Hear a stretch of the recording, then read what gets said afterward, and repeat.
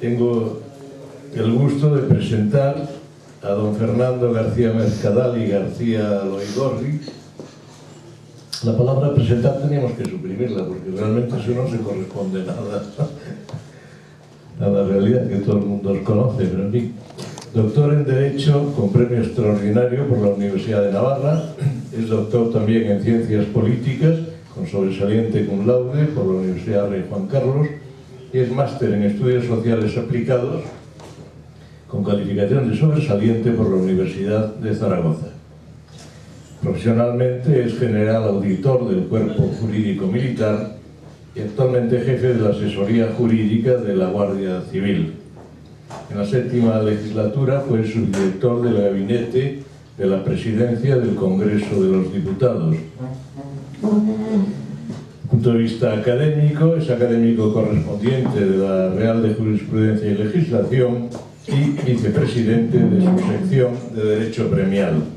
Es también académico correspondiente de la Real de la Historia y de la Real de Nobles y Bellas Artes de San Luis.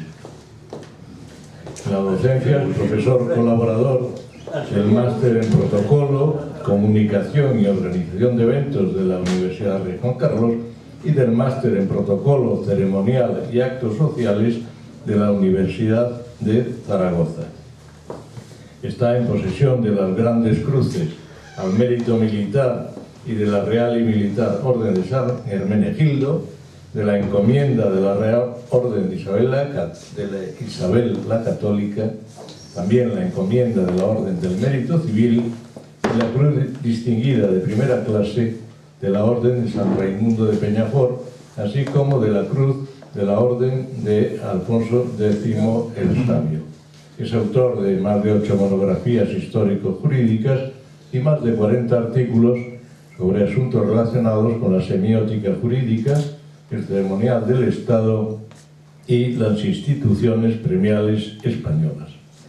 Ahora nos hablará de paradojas de la modernidad, la decadencia de los ritos y formalidades sociales e hiperregulación burocrática y normativa. Cuando quieras. Muchas gracias, buenas tardes. Gracias al profesor Alvarado y a la Asociación de Hidalgos por la gentilidad que han tenido en invitarme a participar en estas jornadas. Y quisiera hacer una pequeña precisión. Es posible que en algunos pasajes de mi intervención emplee un lenguaje un tanto desinhibido. Yo ya he llegado a un punto en la vida que he decidido no hacer concesiones a la corrección política. Esto quiere decir que naturalmente no estoy deseando que ustedes compartan mis opiniones, nunca me han gustado las unanimidades, así que luego si hay coloquio, pues cada uno pueda dar su opinión o manifestar públicamente sus discrepancias. Vivimos una época bastante paradójica. Por una parte, las formas de toda la vida están en decadencia. Nos referimos a las reglas de educación y de etiqueta, las cortesías en las relaciones interpersonales, los cánones en el vestir o las maneras de dirigirse a las autoridades o personas de más edad o con profesiones más encumbradas. Como si desterrar las liturgias tradicionales, acudir despeinado sin afeitar a cualquier acto social, tutear a todo el mundo o colocar los pies sobre el asiento en el autobús, fueran gestos de libertad y autodeterminación personal y no burda expresión de un individualismo aciago que ha destruido las formas de vida auténticamente comunitarias. Pero paralelamente, frente a esta aparente libertad, se impone un modelo de sociedad cada vez más coercitivo y domesticado. Procedimientos regulados, cláusulas estandarizadas, normativización extrema, impresos normalizados de obligada cumplimentación, ofertas vinculantes y contratos de adhesión, fichas de datos de seguridad, formularios sanitarios de consentimiento, los llamados códigos de buenas prácticas, etc. Conjunto de información que acaba recalando en muchas ocasiones en bases de datos a gran escala, los famosos Big Data, y que envuelven de modo asfixiante nuestra existencia cotidiana. Nos proponemos en esta ponencia explorar las causas de esta antilogía. Para ello examinaremos primero la importancia de los pequeños ritos domésticos que forman parte de todas las tradiciones culturales y que han interactuado siempre junto con las grandes liturgias del poder como eficaces lubricantes de la vida social. Luego trataremos de describir la crisis de dichos ritos domésticos en esta era posmoderna y el reemplazo vertiginoso de los valores y creencias heredados de nuestros mayores por iconos y mitologías mucho más necios e insustanciales. Los intercambios en nuestra vida de relación no tienen siempre, afortunadamente, una motivación económica. Los trabajos del movimiento antiutilitarista de las ciencias sociales, Mauss, cuyo maestro es precisamente el sociólogo francés Marcel Mauss, con su famoso ensayo sobre el don, escrito en 1924, cuestionan la axiomática del interés según la cual el cálculo económico de los individuos sería el verdadero motor de la vida social. En realidad competimos para que los otros nos vean tal y como nosotros queremos presentarnos. Y en esta lucha por el prestigio social y en el anhelo de obtener el reconocimiento de los demás nos valemos de ciertos códigos de conducta y de muy variadas estrategias de emulación. Subrayar la entidad propia de los ritos domésticos frente a los grandes rituales del poder es pertinente porque, como advierte el profesor de ciencia política Henrik Selvin, es poco probable que las personas sean movilizadas por conceptos teóricos secos y distantes.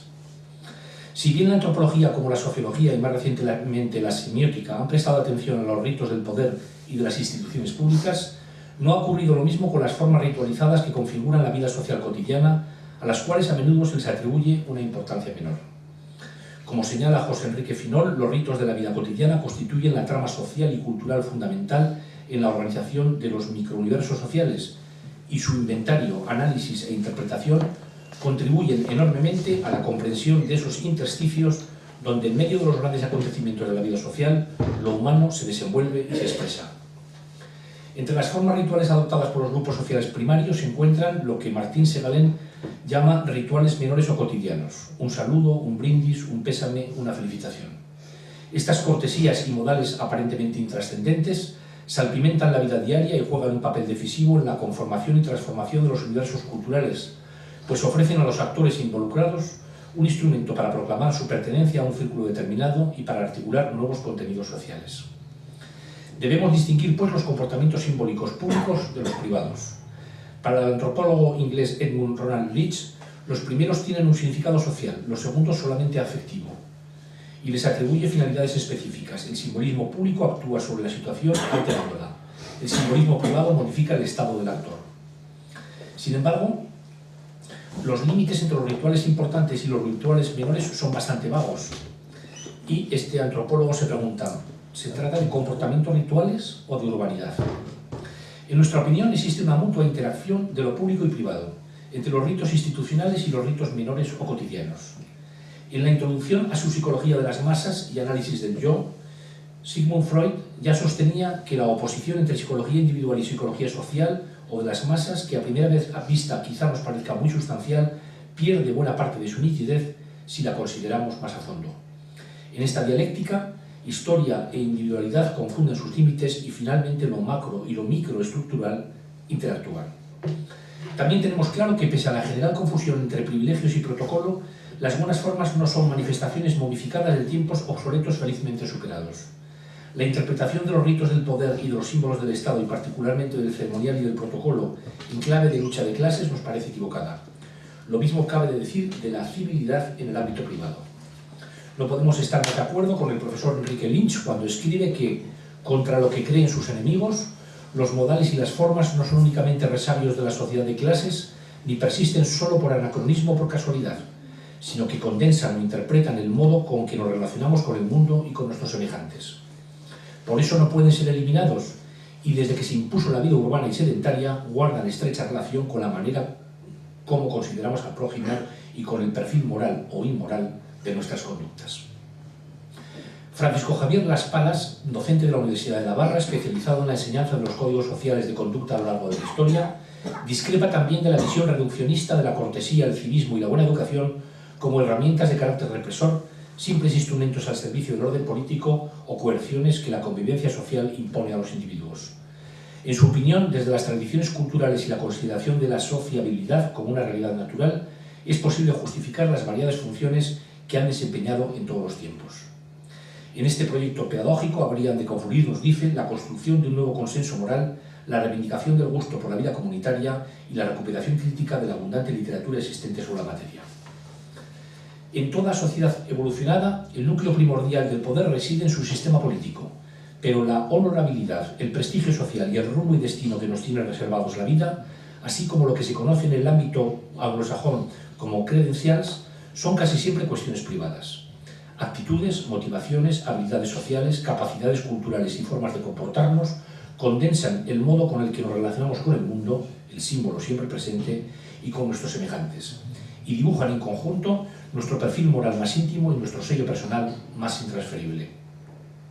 La estrecha relación histórica entre lo doméstico y lo social, entre la prosperidad económica y material de las familias y la fama pública que acumulaban las generaciones, sufrió una importante alteración tras la revolución industrial del siglo XIX. El estatus de abolengo, que determinaba el nacimiento propio del orden preexistente,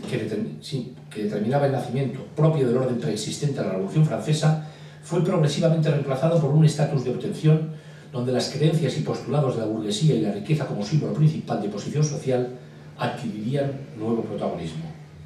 Una clase emergente, con sus propios ritos de identificación y normas de conducta, empezó a sustituir a las élites del poder dinástico cortesano, patricio o aristocrático, y también a grupos profesionales y amplias capas de la población campesina y artesanal, cuyas formas vitales fueron arrinconadas por la modernidad. De hecho, la Revolución de 1789 no fue únicamente una lucha de la burguesía contra la nobleza. La Revolución aniquiló también a todo un estamento consolidado de profesionales y funcionarios del Estado de tipo medio, de gremios y artesanos, y los aniquiló en no menor medida que al estamento nobiliario. A lo largo del siglo XIX se publicaron en España cerca de 300 libros referidos a la urbanidad, la etiqueta y el buen gusto, algunos de ellos con una larga tirada que ofrecían el retrato idealizado del burgués decimonónico. Se trataba en su mayor parte de adaptaciones de obras de autores franceses e ingleses y en menor medida italianos. El discurso sobre los comportamientos sociales se fue dotando de un nuevo vocabulario procedente del savoir-vivre francés y de la gentilité anglosajona. Se aludirá, por ejemplo, a la buena educación y sobre todo al buen tono, los modales y la etiqueta.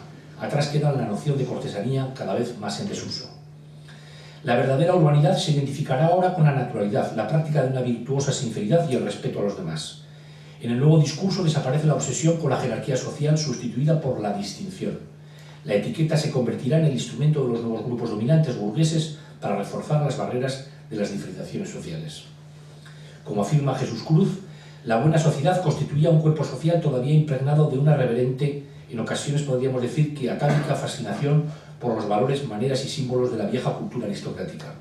Pero al mismo tiempo, ese buen tono se divulgaba en un espacio social que ya no era ni exclusivamente cortesano ni dominado solo por la nobleza, por lo que sus normas se dirigirán a amplios estratos sociales. El sujeto principal en este discurso ya no será la nobleza, sino la burguesía, en un sentido más general, las clases medias.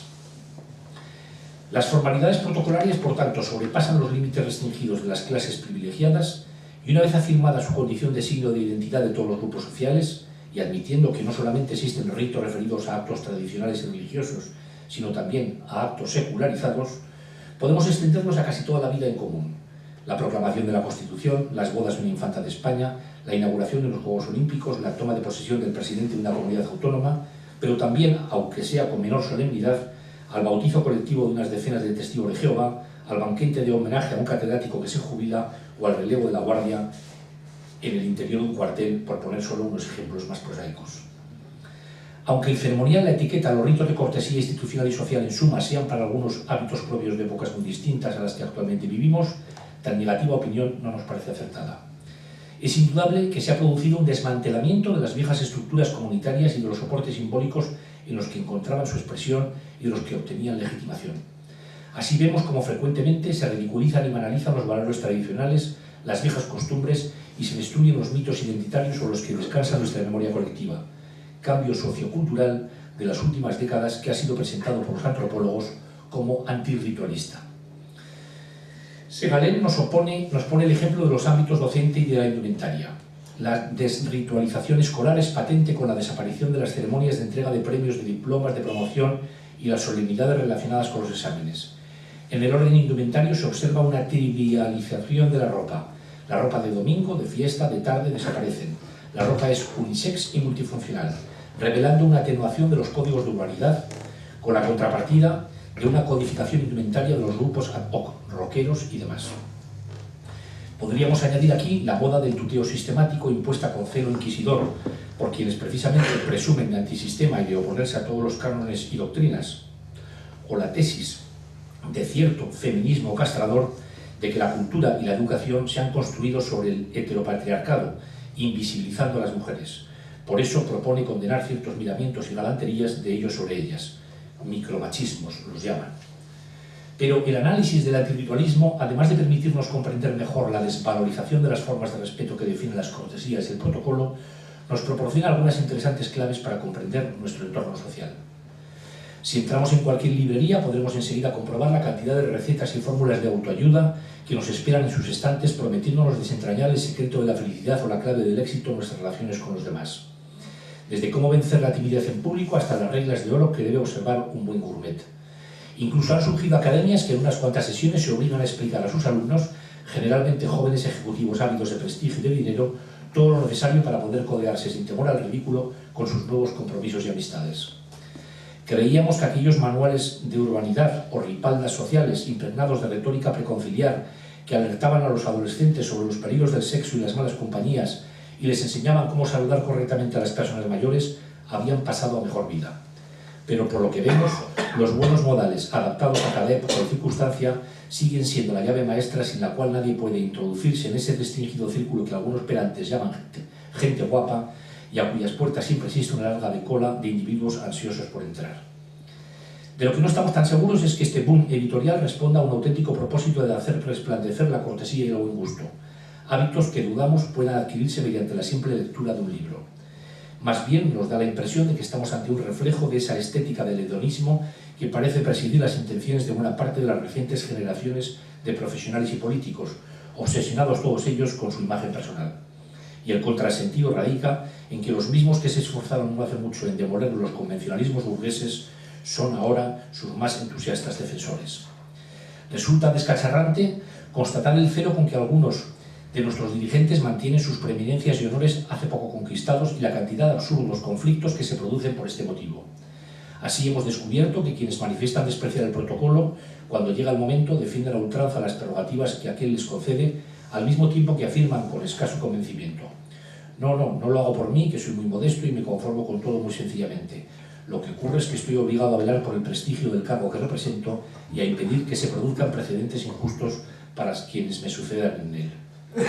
La hostilidad de ciertos mandamases intelectuales que se definen progresistas hacia la cultura y las normas morales de las clases más favorecidas no se corresponde en absoluto con los sentimientos de la mayor parte de la gente común, que considera la vida burguesa como envidiable y deseable y no desaprovecha ocasión para imitar sus gustos y afinidades.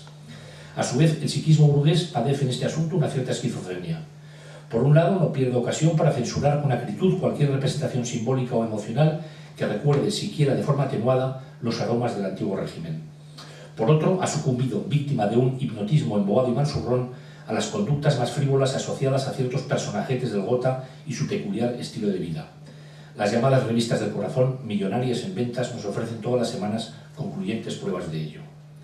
A este comportamiento podríamos sumar el indudable éxito que siguen teniendo entre las clases populares las estrategias lingüísticas y de consumo que vinculan las bondades de determinados artículos de lujo, moda, automóviles, vinos, delicatessen, a marcas e iconos impregnados de resonancias aristocráticas. La fascinación que sigue ejerciendo la nobleza en nuestra civilización industrial, chata y mercantilizada, refleja una especie de anhelo inconfesable y vergonzante mucho más asentado de lo que a primera vista parece. Tal paradoja la resalta el filósofo alemán Peter Sloterdijk con su habitual ironía. Si hubiera nobleza, ¿quién soportaría no ser noble? Por consiguiente, no existe la nobleza. La doctrina política del hombre y la edad burguesa tienen en este silogismo, nos dice este autor, su fundamento. La esencia de la buena educación es la simetría. Es el equivalente a la armonía en el arte o la equidad, dar a cada uno lo suyo en el derecho. Se busca la simetría de los usos sociales en las presentaciones, en las invitaciones, en el trato, en los regalos, en la mesa. El encanto de una mesa bien dispuesta radica en la colocación armoniosa de la vajilla, cristalería y cubertería. Es un desaire no contestar a un saludo, no corresponder a un regalo, no devolver una invitación. La elegancia de los comportamientos es que sean recíprocos. La base de la urbanidad tiene una proyección moral. No hagas a los demás lo que no quieras que te hagan a ti. Honoré de Balzac lo resumió perfectamente en su Tratado de la vida elegante, escrito en 1830. El principio de la vida elegante es un alto pensamiento de orden y armonía destinado a dotar de poesía a las cosas. La sociedad se mantiene, según Javier Gomá, sobre el arte de intercambiar atenciones unos con otros y de aceptar pequeñas renuncias para, aprendiendo a limitar el egoísmo y la aspereza humanas, promover el bienestar de todos. Pero es preciso admitir que una buena parte del prójimo demuestran en sus gestos y un comportamiento cotidiano una pésima educación. Un corto trayecto en cualquier capital española en metro o en autobús basta para corroborar a diario este aserto. Otras personas hacen continuo alarde de su insubordinación hacia las buenas maneras como expresión civilizadora, de parecido a modo a como se rechaza muchas veces la corrección gramatical y la ortografía en el plano lingüístico, como manifestación adusta de un subjetivismo exacerbado. El escritor Arturo Pérez Reverte asegura que la educación, la cortesía, las buenas maneras son la única forma de hacer soportable la ingrata promiscuidad a que nos obliga la vida. Este mismo argumento del mantenimiento de las cortesías sociales como freno ante la grosería ambiental cada vez más generalizada es invocado con chispa por el dramaturgo Albert Boadella. Si el nuevo protocolo del descoco general aumenta ligeramente los niveles de procacidad, acabaremos plantando la mano en el sexo del saludado como demostración de confianza y libertad. Era más bello y civilizado el protocolo antiguo.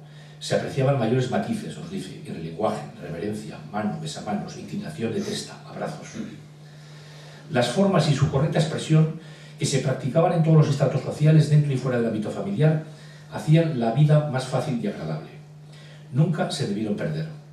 Muchos de los ritos de paso a los que debemos asistir hoy en día se han convertido en expresión grotesca o en un sinsentido, sobre todo si se trata de aquellas ceremonias de antaño impregnadas de un etos católico que les confería empaque y dignidad. Bautizos y primeras comuniones llenos de excesos en los que la centralidad del sacramento se ha diluido por completo y que se celebran como bodas. Bodas oficiadas por un concejal hecho una defesio y los invitados trasladados luego en autobuses y depositados como ganado en una finca apartada en las que tras 3 horas de aperitivo de pie los sientan a comer a las 5 de la tarde. Novios que después de 15 años de convivencia deciden casarse en una calculada estrategia de promoción para que amigos y parientes acaben de pagarles la hipoteca. Despedidas de soltero con charangas por la calle, ellas disfrazadas con penes de plástico en la cabeza y que terminan en una apoteosis de mal gusto con aullidos a coro ante un o una stripper. Funerales en tanatorios fríos y desangelados o en capillas que parecen inmensos cuartos de baño donde el tradicional rito de la cabezada, serio y práctico a la vez, ha sido sustituido por una turbaunta final sobre los deudos del finado. La educación de las formas es la parte menos asimilable en los planes de estudios. Entran ganas de pensar que se trata de una cualidad innata, solo que tampoco se puede transmitir del todo por herencia, ni siquiera se asegura en un favorable ambiente familiar. El filósofo John Locke, muy preocupado por los temas pedagógicos, ya reparó en esta sutil dimensión de las normas de cortesía. La cortesía es la gracia, la conveniencia en la mirada, en la voz, en las palabras, en los movimientos, en los gestos, en toda la actitud que hace que se triunfe en el mundo y que da tranquilidad al mismo tiempo que encanta a las personas con quienes conversamos. Es, por así decirlo, el lenguaje por el cual se expresan los sentimientos de sociabilidad que hay en el corazón y que, como todos los lenguajes, sometido como está a la moda y a los usos de cada país, no puede aprenderse ni practicarse sino por la observación y la imitación de los que pasan por estar realmente bien educados. ¿Cómo hacer que progrese entonces en la sociedad la inefable dimensión de la cortesía social? El problema no tiene fácil solución. Los escritores y filósofos de la antigüedad y del medioevo ya dedicaron algunas agudas reflexiones a este asunto. En el Renacimiento, Erasmo de Rotterdam, reinterpretando el Decorum ciceroniano, impuso el concepto de civilité a partir de una obrita publicada en 1530 que tuvo enorme éxito y que trataba de cómo debían desenvolverse los jóvenes de su tiempo. Textos impresos e instrucciones manuscritas circularían en toda Europa durante el siglo XVII, explicando con detalle la conducta que se esperaba de las personas más o menos próximas al universo cortesano y nobiliario, haciendo especial hincapié en la gran eficacia comunicadora del gesto, las distancias, la palabra, los silencios y otras formas de representación. La nueva historiografía de las mentalidades y de la vida cotidiana nos ha demostrado que cada comunidad tenía en la sociedad tradicional sus propios códigos de identificación, de acentuación de lo específico. Los tratamientos de antaño situaban a una persona en su casillero social y tenían correlación con el poder político y económico que ostentaba, con la raza y religión que tuviera, con los impuestos que pagaba o exigía, con el lugar que le correspondía ocupar en el templo, en la corte, en el consejo municipal, en la profesión y hasta en la calle donde unos debían de ceder el paso a otros. No era pues materia de pura vanidad pomposa, sino el ejercicio constante de un estatus. El ritual era el garante del orden instituido, expresando el honor de las gentes, no solo en la colocación formal de los cargos y jerarquías en las ceremonias, sino también en los ritos de saludo, de hospitalidad o de paso. Podríamos decir que los ritos pertenecían a la misma categoría de conceptos que mantienen cohesionada y moralmente unida a una sociedad. En cada ambiente social se modelaban con el mayor cuidado y rigor las conductas, los atuendos, los decorados y las actitudes corporales. El comportamiento en la mesa, todo acto de relación o la forma de hablar, eran signos perfectamente regulados que distanciaban a los individuos respecto de los demás, pero también frente a posibles competidores de los favores del rey. El gusto que se desplegaba en la casa o en el jardín, la ornamentación ostentosa o íntima, según fuere la moda, la espiritualidad que dominaba las conversaciones o las relaciones amorosas, no eran solo placeres personales, sino exigencias vitales de una posición social.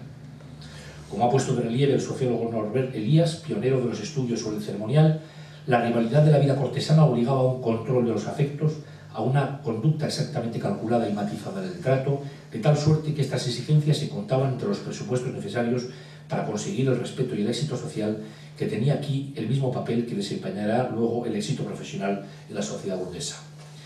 El escritor alemán Adolf Vogt, en su libro de Cómo tratar con las personas, un delicioso tratado de filosofía práctica en la mejor tradición de Séneca, Gracián o Pascal, publicado por vez primera en 1788, nos ofrece una gavilla de sencillas recetas para abordar con éxito las relaciones entre personas de diferente edad, las que se establecen entre diferentes miembros de una familia, el trato entre cónyuges, el trato entre enamorados, sobre cómo tratar a las mujeres, las relaciones con los amigos, entre señores y sirvientes, con los caseros, los vecinos, huéspedes y anfitriones, el trato con personas en situaciones complicadas y el trato con personas en diferentes ocasiones de la vida.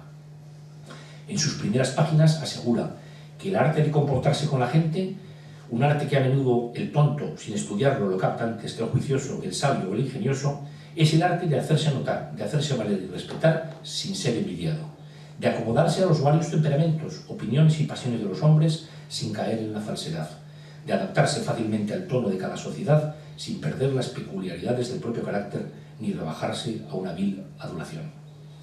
Como ya hemos dicho, con el siglo de las luces y la Revolución Francesa empezaron a cambiar las cosas. Por una parte, los ritos ocultos de cofradías, gremios y hermandades, difícilmente soportables para la mentalidad igualitaria y triunfante, fueron desvelados a la fuerza. Más tarde, la sociedad mundana de la Restauración hizo que París exportara durante mucho tiempo a todas las cortes europeas unas mismas costumbres y modales, el mismo gusto y el mismo lenguaje. En la actualidad, son los Estados Unidos, erigidos en gendarmes del mundo, los que marcan las conductas a imitar. Ante el horizonte uniforme y homogéneo del nuevo orden del mercado planetario, todas las diferencias han desaparecido. Los ritos de antaño han sucumbido ante la sumisión ciega al proyecto globalizante del cosmopolitismo moderno, proyecto del cual la Europa de Bruselas no es más que una inquietante antesala. El vacío provocado por el desmantelamiento por parte de la modernidad del papel asignado a las instituciones tradicionalmente encargadas de los aspectos propiamente integradores, ha suscitado la aparición de un fenómeno conocido como neotribalismo, es decir, de agrupaciones alternativas que destacan por el resurgimiento de lazos afectivos y sentimientos compartidos. Así, para sus seguidores, los clubes de fútbol son mucho más que meras organizaciones deportivas, puesto que se convierten en la expresión de una experiencia conjunta en la que se apasionan al unísono y recrean una microidentidad vivida muchas veces de forma desmedida. Lo mismo puede decirse de los groupies que aglutinan o identifican gregariamente en torno a deportistas, estrellas de cine o de rock. La religión retorna, aunque bajo un rostro secularizado. O mejor, como señala Wellner, sociólogo estadounidense, tambalean jerarquías establecidas de valor y mérito, y lo sagrado y lo profano se mezclan ahora en grotesca yuxtaposición. ¿Qué está sucediendo para que los malos modales y la pésima educación no dejen de crecer? Esta epidemia de hábitos mostrencos no puede entenderse plenamente si no la enmarcamos en otra coyuntura más amplia que se llama despersonalización y que se manifiesta mediante la ruptura de los vínculos comunitarios que generan respeto y comprensión y el alejamiento de todos aquellos compromisos sólidos que nos fijan en la vida, como la familia, la patria o la fe. No es necesario insistir aquí en la descripción de los fenómenos de alienación característicos de la modernidad, ni en la desaparición de lo sagrado y el desencantamiento del mundo como rasgos de nuestro tiempo. La hiperurbanización y la deshumanización de las relaciones sociales ha acumulado una impresionante masa de testimonios y teorías sobre los resultados nada beneficiosos asociados al modo de vida occidental. Y se da el contrasentido, como denuncia con valentía la catedrática Rosa María Rodríguez Magda, que aquello que se reivindica como crucial en el reconocimiento de la identidad cultural de los pueblos indígenas o minorías étnicas pasa a ser un pecado nefando e impronunciable si se aplica a las culturas europeas, aun siendo, como ya son, integrantes de una cultura minoritaria en vías de extinción, si tomamos en cuenta las lenguas y tradiciones regionales, la enseñanza del latín y el griego, el conocimiento de la iconografía religiosa o la filosofía. Es cierto, como señala José Javier Esparza, que el proyecto de construir un mundo indiviso sobre los cimientos de un único tipo de civilización y en torno a unos principios excluyentes, los de la modernidad técnica, se ve obstaculizado por las culturas autóctonas, los valores y las creencias heredadas, siempre y cuando sean ajenas o irreductibles al cuadro de valores de la modernidad. Resulta indudable que los relatos de origen, los mitos genealógicos de la vieja Europa, los fundamentos inconscientes de la creación colectiva, los caracteres de arquetipos nacionales y la variada floresta de estigmas y símbolos políticos e institucionales que siguen todavía activos y desplegando sus efectos en el seno de nuestra sociedad industrial, constituyen un escollo para los designios del nuevo orden mundial. Somos igualmente conscientes de que tales conceptos y manifestaciones identitarias son para algunos materia propia de un ensayismo errático y cómplice con las peores manifestaciones del nacionalismo. Sin embargo, aun aceptando que es una constante en todo tiempo y lugar que el poder instituido se conserva en gran medida a través de la producción de imágenes, la manipulación de los símbolos y la ordenación de las dramatizaciones y ceremonias públicas, debe cuestionarse aquel análisis de la dimensión ritual y simbólica que la considera, sin más, un elemento de la superestructura, es decir, una herramienta oculta de la opresión política y económica. Y también el optimismo universalista que vincula exclusivamente la irracionalidad de las conductas humanas a los hábitos mentales de las sociedades tradicionales, campesinas o arcaicas, de modo que el lenguaje simbólico se haría menos efectivo y más débil cuando la política es objetiva, secular, instrumental y conducida por gobernantes y ciudadanos progresistas. A la vista está que la modernización y el industrialismo no han podido cancelar las lealtades étnicas y los atavismos parroquiales y comunitarios. El sistema político vigente es un conjunto más o menos casual y precario de concepciones, prácticas e instituciones sometidas sin cesar a modificaciones y cuestionamientos, lo que dificulta todo nexo sentimental más o menos estable con ellas. Por ello no es de extrañar que muchos ciudadanos no puedan identificarse del todo con un sistema social en transformación constante que no les brinda ninguna seguridad emocional. Es comprensible entonces la sensación por parte de algunas clases medias de hallarse desalojadas del nuevo orden y que parte de la población tenga dificultades para reconocerse con un ordenamiento sociojurídico que ha cortado sus vínculos esenciales con sus tradiciones seculares y que fácticamente debe de renovarse ininterrumpidamente. Cuanto más productores somos del orden social, escribió Norbert Lechner, más nostalgia sentimos de aquella veneración absoluta del orden concebido como un estado de cosas radicalmente sustraído a nuestra disposición, pero que en cambio nos asegura un lugar firme en su seno. Al mismo tiempo, esta sociedad desvertebrada y desmitificadora que describimos no se ha limitado a destruir los viejos ritos, venerables en su antigüedad y en su función transmisora de sentido, sino que los ha sustituido por otros de nuevo cuño. La mayoría de los medios de comunicación difunden los mismos valores: igualitarismo, liberalismo económico, ideología de género, crítica o ridiculización de la familia tradicional, banalización del sexo, inmigracionismo a las poblaciones de otros países, así como una cultura epidérmica o superficial de mero entretenimiento, cuando no abiertamente degradante, de la que son paradigmáticos los reality show y los programas de la llamada telebasura. Y la radio, el cine, la prensa, la publicidad y sobre todo la televisión e internet producen a destajo sus propios iconos y mitologías.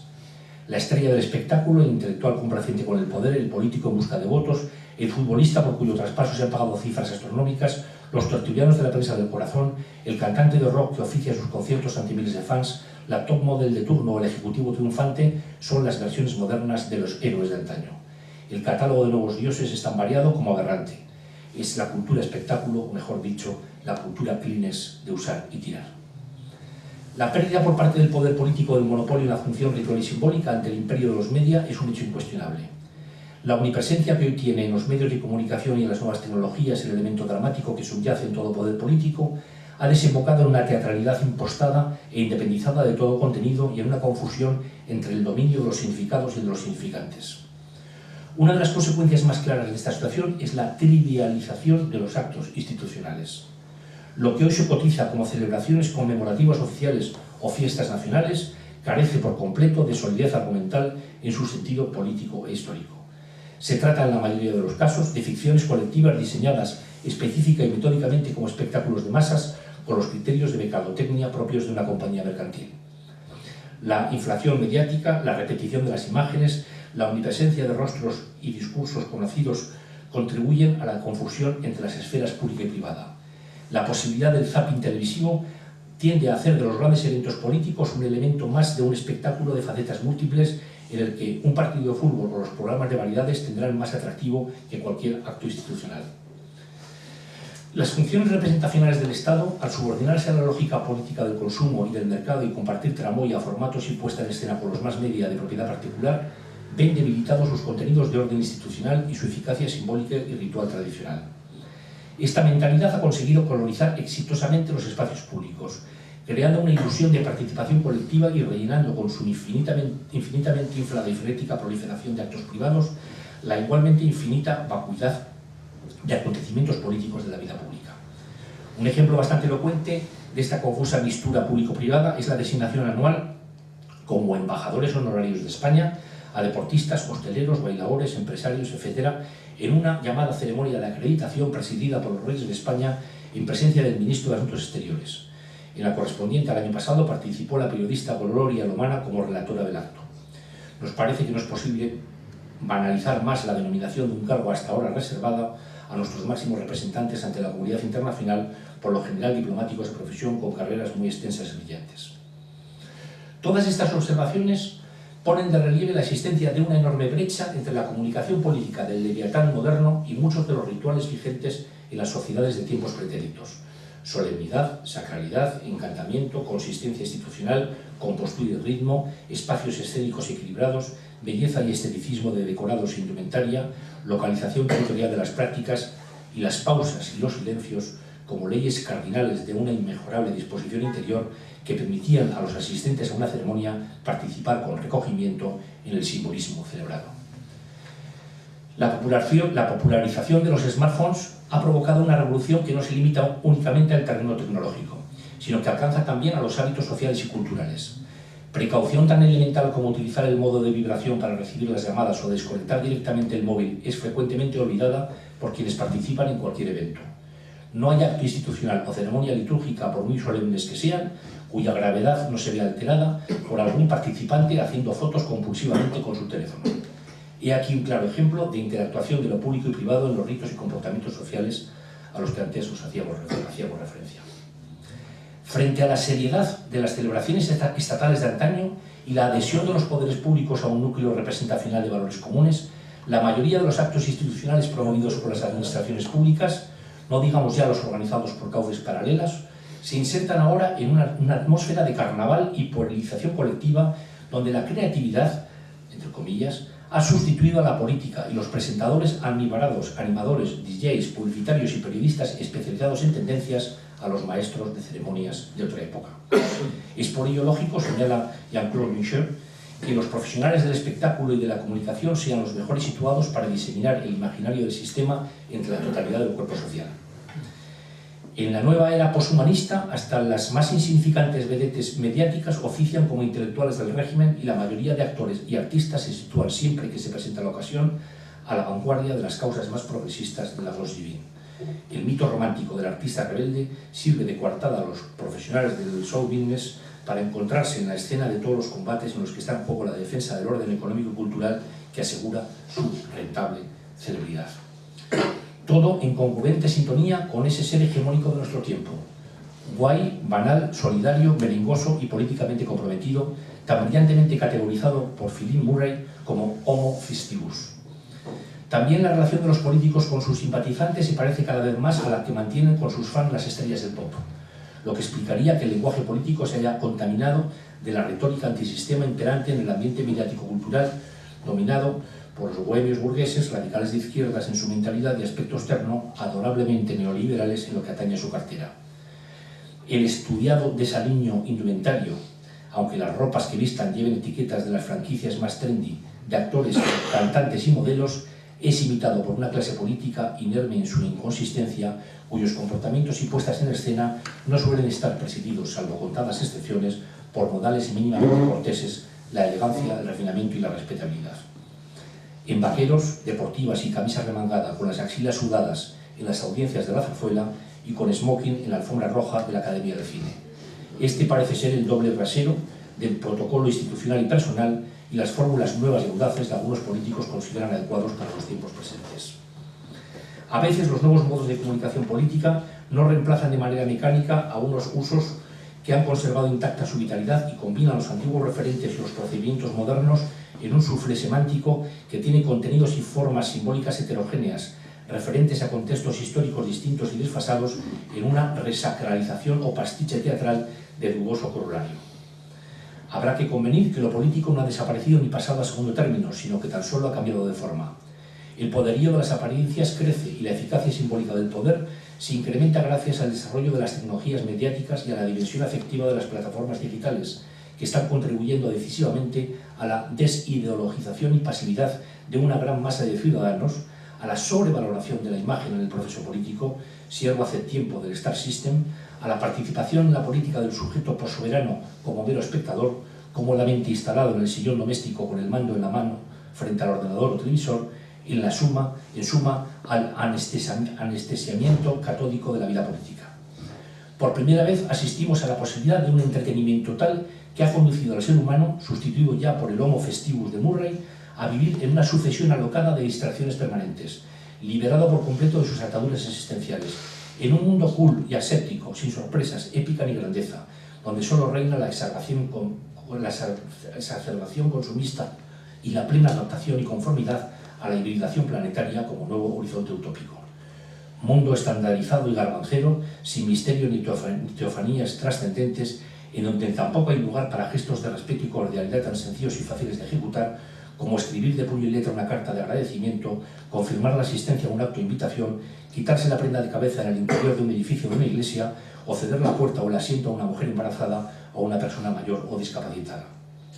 A todo lo expuesto habría que sumar el creciente proceso de desinstitucionalización que padecemos. La verticalidad y sacralidad del Estado son combatidas y denostadas. La centralidad simbólica e ideológica del Estado-Nación, su posición como lugar carismático de los principales componentes del programa cultural de la modernidad y de la identidad colectiva, se han debilitado. Todas las instituciones que en su día tuvieron un poder fuertemente integrador, generador de identidades sólidas, que estaban legitimadas como fuente de rituales ceremoniales, honores y distinciones, se hallan hoy en crisis. Su lugar ha sido suplantado por estructuras horizontales de carácter informal, el consumo y los medios de comunicación, y por la dispersión de escenarios administrativos y el exceso de fundaciones y empresas instrumentales que han traído consigo la llamada nueva gestión pública. La concreción de los objetivos a cumplir por la lógica promocional del derecho depende ahora de motivaciones políticas ajenas a la propia ciencia jurídica, y el significado originario de las funciones correspondientes a una ideal división de los poderes del Estado se ha quebrado, de modo que la actividad premial, tradicionalmente reservada a la corona, ha sido saqueada por diferentes administraciones territoriales y corporaciones públicas que la han adaptado a sus particulares necesidades sectoriales y no han dudado en despojarla de sus aspectos litúrgicos consustanciales hasta hacerla, en muchos casos, irreconocible. Descrédito y retroceso del Estado soberano tradicional como garante de la vida social, declive de los valores públicos y alza de los propios de la economía de mercado, privatización de las decisiones políticas y sectorialización del ordenamiento jurídico que afecta a la dimensión simbólica de la nación, vencimiento de la función del derecho del lado del simple reconocimiento o de la mera formalización jurídica en detrimento de su condición de herramienta de positiva dirección, al pasar a ser la eficacia el factor clave para legitimar la gestión de una administración, lo que sitúa esta en el terreno de comparación constante con la iniciativa privada. Estas condiciones explican perfectamente, según el catedrático Luciano Parejo, la extensión de la sensación de pérdida de energía del Estado Nacional como institución capaz de renovar continua y eficazmente la integración social e incluso de la nación como entidad generadora de identidad social. El éxito de un proyecto nacional, voy acabando, puede medirse en función del grado de aceptación transversal, social y política de sus símbolos y ceremonias institucionales. Por el contrario, la indolencia y el escepticismo simbólico son expresión de falta de conciencia política y de sentimiento patriótico. Precisamente el estímulo de los factores integradores y simbólicos del Estado puede contribuir a revertir tal situación, y en este punto serán las herramientas litúrgicas las que puedan erigirse en adecuado contrapeso. Abogamos por una estrategia de reintegración espiritual y por la reinstauración del poder político en sus funciones representacionales en la esfera de lo público, reforzando el papel de la corona como guardián de los símbolos e institución balsámica y desactivadora de los miedos y las neurosis sociales.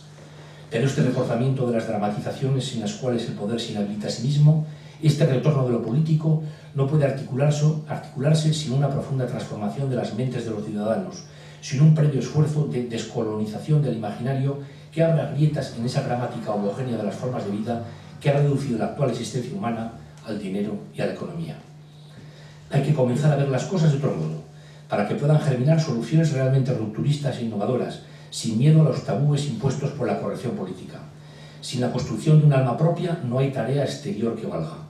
Apoyemos la rebeldía contra la placidez bovina del mundo moderno y reivindiquemos sin complejos medidas comunitaristas auténticamente eficaces contra el conformismo de quienes navegan con el viento a favor de la sociedad del espectáculo. Fue Kierkegaard el que dijo que la vida se vive hacia adelante pero se comprende mirando hacia atrás. Una ideología democratista, igualitaria y gazmoña, impregnada del espíritu reduccionista del mercado, se ha propuesto jibarizar nuestro patrimonio milenario, la fe de nuestros abuelos y la fuerza consoladora de nuestros símbolos y tradiciones en anécdotas de segundo orden, en minúsculo y trivial folclorismo. Deploramos profundamente el declinar inevitable de las viejas costumbres que hacían más humana la existencia y que han sido sustituidas por rutinas mucho más groseras e insoportables, la liquidación de los saberes antiguos, la bulimia legislativa cada vez más incontinente y desbocada y sus perniciosos efectos y la totalitaria politización de la vida y las instancias más íntimas. Nos invade una irreprimible nostalgia por el respeto perdido y los comportamientos corteses. El abandono de las formas y actitudes que configuran eso que tan indefiniblemente llamamos el estilo de las personas nos parece sin duda una de las peores lacras de nuestro tiempo. Las nuevas actitudes, maneras de andar, de sentarse, de vestir, de saludar, de conversar, de gesticular, de dirigirse a los demás, no hacen pensar de ninguna manera que la vida moderna resulte más atractiva que la antigua, ni más libre. Muchas gracias.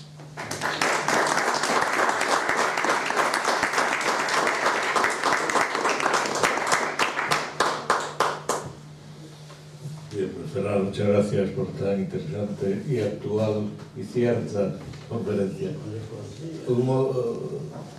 Vamos a intercambiar opiniones cuando queráis. Mi general, has citado los pantalones vaqueros, pero has olvidado el calificativo ineludible, rotos. Tomo nota. Mira el top of la boga. Además rotos. Así vamos. Y se está rompiendo todo.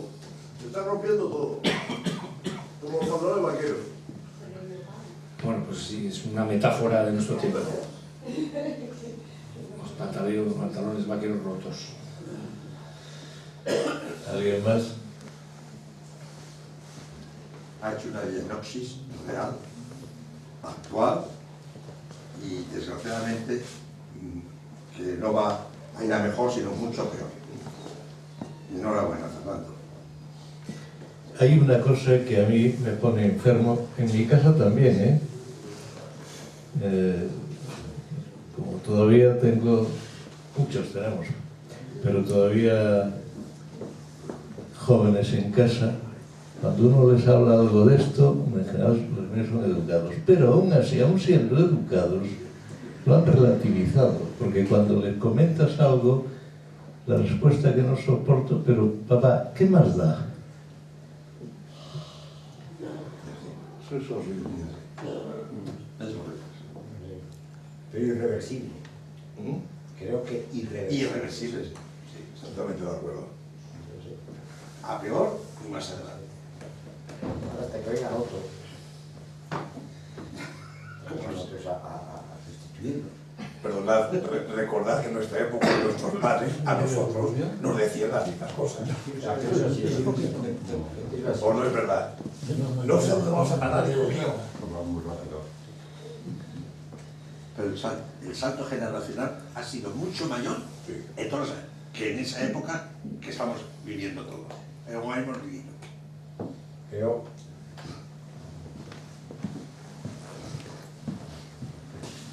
mira, hasta los años 60 y tantos del siglo pasado había una corriente que ha ocurrido siempre, que la gente de abajo imitaba a la gente de arriba, que tenía un poquito de dinero e intentaba parecerse al otro. Lo podrían hacer mejor, lo podrían hacer mejor, peor, caerían en la cursilería, bueno, pero intentaban parecerse al de arriba. Exactamente igual que la juventud. La juventud, cuando un mocito cumplía los 18, intentaba dejarse un bigotito, muchas veces ridículo, se compraba una cañita una cañita no de pescar, sino una cañita de... se paseaba y se vestía como su padre. Todo eso ha estado ocurriendo hasta los años 60 del siglo pasado. Y de repente, a partir del año 60, los 60, con la Revolución de Mayo, los Beatles, el rock, etcétera, etcétera, ha ocurrido absolutamente lo contrario. Es decir, que el hombre de arriba intenta imitar al de abajo, cosa atroz, pero ocurre. Y el hombre, la persona mayor, intenta imitar al joven. Y esto es una cosa que no tiene vuelta atrás. Mientras que sea así, no tenemos nada que hacer. Esto es irreversible, por eso digo. El gran sociólogo francés Pierre Bourdieu, en su obra La Distinción, que es una obra fantástica, describe muy bien esta situación. Es decir, durante muchas generaciones, ciertos grupos sociales, por haberse educado en una familia, haber heredado un título, o haber adquirido por méritos propios un estatus profesional, sobre todo esto se refería a Francia, a los famosos enarcas, disponía de un capital simbólico que le ponía en una situación de cierto dominio en la vida profesional, en las relaciones sociales. Un capital simbólico que no era mensurable, que no podía ser valorado económicamente, pero que estaba ahí, ¿no? Un apellido, un título, unas condecoraciones, etc. Ahora, ¿qué pasa? Porque, como dice Jaime, casi es al revés, porque hay una especie, sobre todo particularmente en España, me parece, hay un cierto complejo hacia todas estas cuestiones y hay personas que se desprenden de manera voluntaria de ese capital simbólico pensando que en vez de ser una ventaja o una tarjeta de visita que le abre las puertas, es un pesado fardo que le va a impedir pues, ser como los demás. Y sí, yo creo que estas cuestiones merecerían más atención por parte de los científicos sociales, porque hay estudios muy interesantes, sobre todo en Francia, y en Estados Unidos, pero en España no he visto yo, he confrontado mucha bibliografía y estudios históricos, pero estudios más vigentes y actuales sobre todos estos temas no hay mucha bibliografía. A ver si vamos animando a las nuevas generaciones de investigadores y docentes a profundizar en esta cuestión. Bueno, ya, como vengo lanzado, voy a contar una anécdota que refleja mucho la situación actual. Ahora como 2 o 3 meses me llaman por teléfono, número desconocido. Jaime Salazar, sí, soy fulano de tal del país. Ah, muy bien. Mire, mira, te habrás dado cuenta que ahora cuando ha entrado por el equipo croata de fútbol todos terminan en ich. Y me han dicho que eso es como el ez español. Entonces a mí me gustaría que me puedas explicar, porque voy a escribir un artículo en El País mañana, tiene que ser ahora mismo, porque tal, yo, ¿nos conocemos? No. ¿Cuántos años tiene? Y dice, 28. Pues yo tengo 71. Yo, cuando tenía 28 años, no se me habría ocurrido llamar a un señor de 71 años, que además es académico de la historia, para decirle que me ayude a escribir un artículo periodístico que va a cobrar él. ¿Y te atrasó esto? ¡Qué descaro! Ya entonces, perdóneme usted que le haya ofendido. No, si no me has ofendido en absoluto. Es que me parece que me sobrecojo pensar que yo a los 28 años hubiera tenido ese desparpajo. Así, bueno, pues es lo que viene, Bueno, pero ¿cómo acabó? ¿No le informaste y cómo acabó? No, me pidió perdón y coló, claro. Debe haberme puesto de la Ya no te vuelven a llamar de café. Ya te voy a contar la vida. No, bueno, es que esto es consecuencia de que en el máster de la UNED... Yo quería comentar cuando estabais hablando antes... Un momentito, dando. Está no, que estaba explicando esto, es que en el rectorado de la UNED, el gabinete de prensa tiene su fichero por temas, y entonces cuando llama a alguien por cuestiones de género, pues hay un especialista en ese tema, que llama sobre cuestiones de hipoteca, pues hay otro especialista. y si alguien llama para cuestiones de genealogía, entonces el especialista ahí es Jaime, porque es profesor de la UNED. Y entonces están acostumbrados los periodistas, como pasan a través de la UNED, que nosotros estemos a su servicio las 24 horas del día. ¿Por qué? Porque la mayor parte de los profesores, cuando les llama alguien del país o de donde sea, se ponen en el primer movimiento de saludo. Y entonces les sorprende mucho que a veces no sea así, sobre todo cuando no se respetan un poquito las normas de cortesía. Y por eso comentaba que, claro, efectivamente lo que sucederá es que en el gabinete del rector tachará a este señor, se le puede llamar para preguntarle cosas de genealogía. Me parece estupendo. Ahorras tiempo. Con lo cual, ya no hay problemas. Es que... Yo quería decir que también a veces la lasitud de las formas también se han roto por parte de los nobles. O sea, en la época de Goya no tenemos que olvidar cuando los nobles se asimilaban a la majeza, o sea, que querían imitar pues lo que es el vulgo y se vestían de la forma... Pues, eso es verdad, pero solamente una clase social. Bueno, ya, pero Hay que también a veces las formas imperantes y... Pero aquí lo que plantea es un tema interesante, que son las transgresiones de los usos sociales. Unas veces son transgresiones deliberadas y conscientes, que eso se suele hacer cuando estás en una posición muy segura de tu estatus, pero la mayor parte de las veces son transgresiones que se hacen pensando que uno actúa estupendamente, que lo que está haciendo está maravillosamente hecho. O sea, sin ser consciente de que tu comportamiento es un comportamiento absolutamente impresentable, ¿no?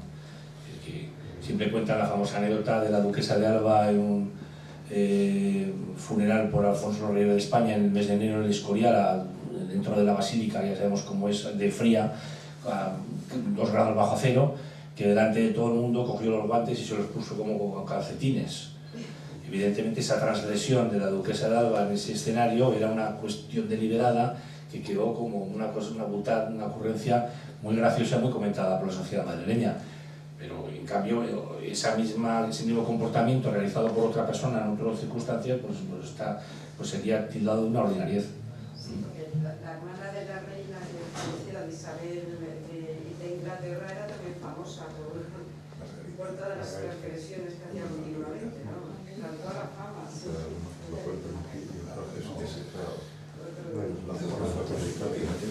Muy bien, pues dejamos la mesa.